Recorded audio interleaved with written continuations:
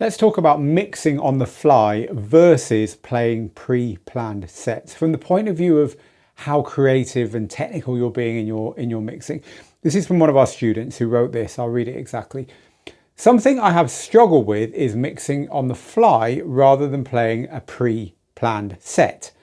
My planned mixes I'm generally pretty happy with, having spent a decent amount of time on each transition and finding stuff that I like, but I'm a lot less confident when it comes to changing direction mid-set. Any tips? Most people care about the music more than the mixing.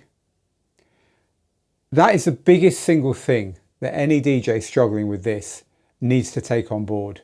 99% of gigs are not in clubs where the crowd are listening for every transition, and 99% of crowds don't care about what the DJ is doing. They just want to hear the music they like.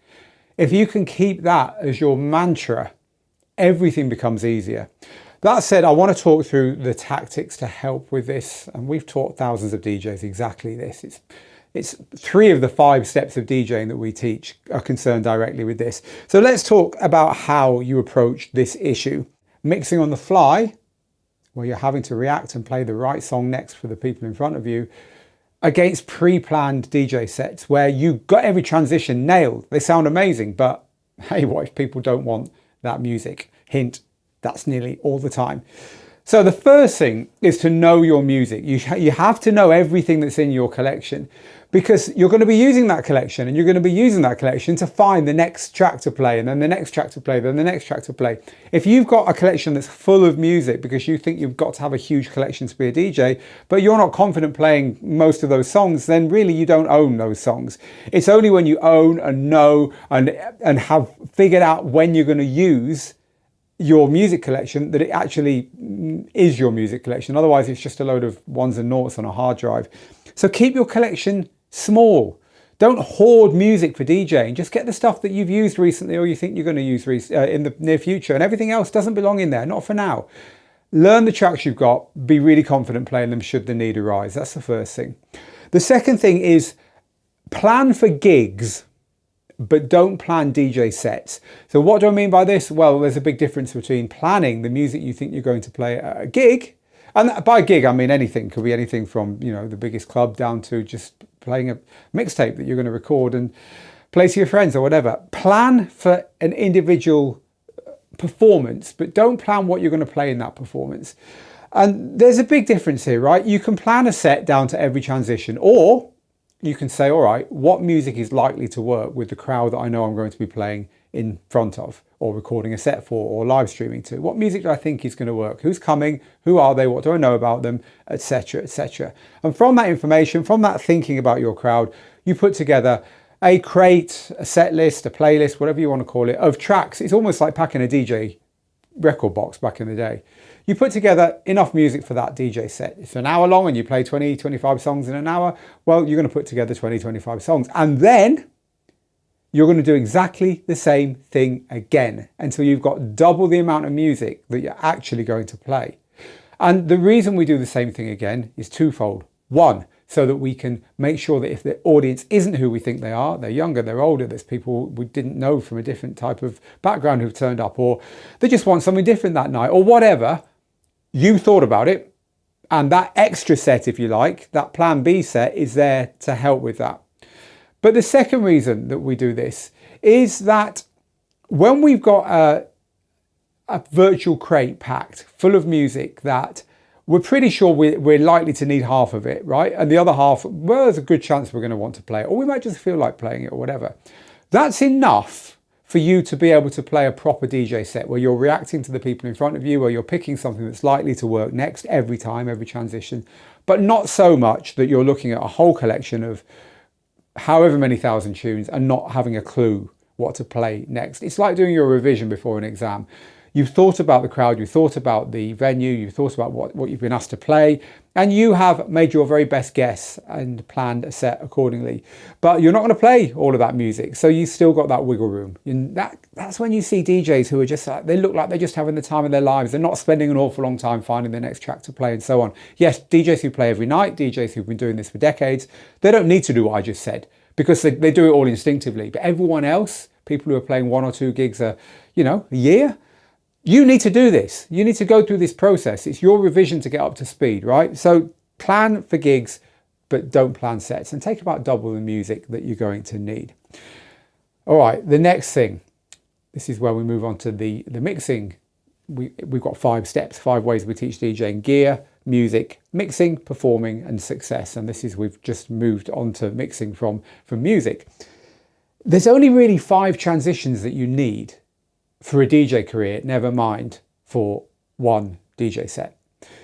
Now, those 5 transitions are very, very basic.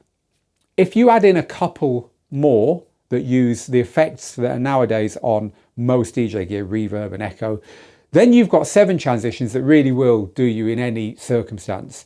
Now, all 7 transitions are in our book, Rock the Dance Floor, which you can get a free copy of by going to the link in the description or clicking on the QR code I'll give you at the end of this video. But these 5 transitions, which again, they're in the book, you click through and you can watch me performing them, showing you video versions of them. These 5 transitions are not flashy. They're not designed to show off. They're designed to get you from the track you're playing now to the track you've chosen to play next. And that's the key thing about this. Because if you've chosen the track you want to play next, you need to know a way of mixing into it. Otherwise, you fall into the trap of playing tracks you know you can perform a good transition into. And that's not what audiences want. We've already figured that one out. So it gives you confidence here as well, because when you know you can mix anything into anything, you're not worried about this issue of, as soon as I try and deviate from a preset set list, everything goes wrong. Because, this is what you do now. And again, these are all the transitions you need. So they're all in the book. I'll give you the link at the end. So at your gig then, your job is to play the right song next for the people in front of you. And this is where it becomes really the heart of what DJing is all about. Because really, if you think about it, DJing at its absolute core is looking at the people you're playing to and saying, what would make the best song to play next? What would most of those people want to hear next? What can I play next that's going to do what I want? It's going to, calm things down, make things more exciting, get those people over there who aren't dancing to come and dance. Let these people who've been here for half an hour dancing, who look like they're getting tired, let them go and get a drink. All these considerations that DJs just, when you hear them talking among themselves, these are the kind of things DJs talk about. It can be very boring to outsiders.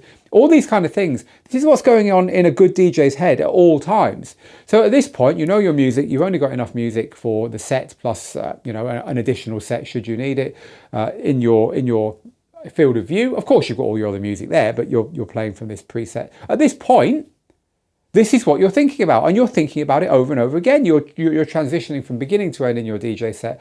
And then the actual transition that you use is a secondary thing, because the most important thing is to play the right song next. If you do this as often as you can, you will become a better DJ. But you have to get it the right way around. You have to play the song next and worry about the mix second, because as we've already established, that's what most people want most of the time. Now, I do have a couple of pro tips, because what I just described is simple, but it's not easy. So here's a couple of kind of pro tips to help you get up to speed a little bit quicker. The first one is make mini sets. So a mini set is where you take 3, 4, 5, 10 minutes, 15 minutes worth of music, so 3 or 4 or 5 tracks, and you know they work together. They're a similar style. You've played them together and they just work. You've got transitions that you work within those sets, that you've practiced, and you want to perform those if possible. So you make mini sets, and you put lots and lots of mini sets in your DJ software or in your playlist, however you organize it, so that when you play one song from one of those mini sets, there's another 2 or 3 songs there that you're quite comfortable playing together. They're the same vibe. If the crowd's liking the first song, they're probably going to like the next 2 or 3. 10 to 15 minutes is not enough time to bore a dance floor with any particular style. So that's all right. They're probably going to work. But at that point, the pressure's off, because you've mixed with these tunes before. Now, they don't have to be like a pre-planned set where you're playing the same every single time you play them. This one, then that one, then that one, then that one. They're just a bunch of tunes that you're comfortable playing together. There could be 2 or 3 transitions in there that you always like to do, and that's absolutely fine. But if you have lots of these little mini sets, then, especially if you're a nervous DJ and you don't like, as our student said, changing direction mid-set, it does cause you a bit of anxiety. Well, you're changing direction every 2, 3, 4 or 5 songs then.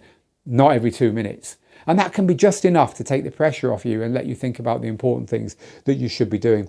But also the 80-20 rule. I'm sure you hear this all the time in other areas of life because it's a universal rule.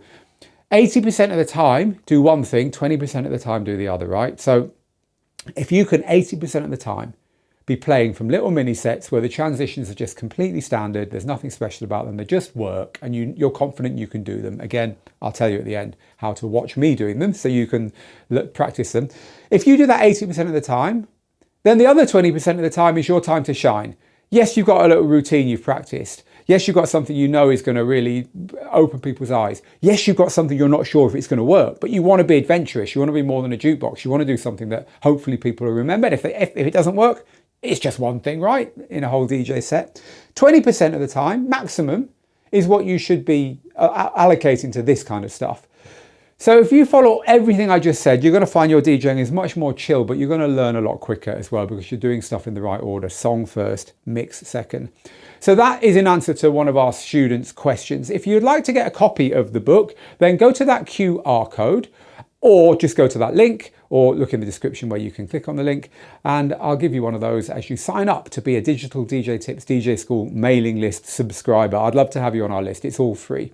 And if you've enjoyed this teaching and you think you'd like more from me, we've got an awful lot of DJ courses that can help you if you're a beginner, if you want to be a DJ, you want to be a producer, or indeed, you've mastered the stuff I've talked about here and you just want some flashy transitions. We've got loads of those we can teach you, but we teach those transitions to people on the understanding that they get the stuff I've just talked to you about.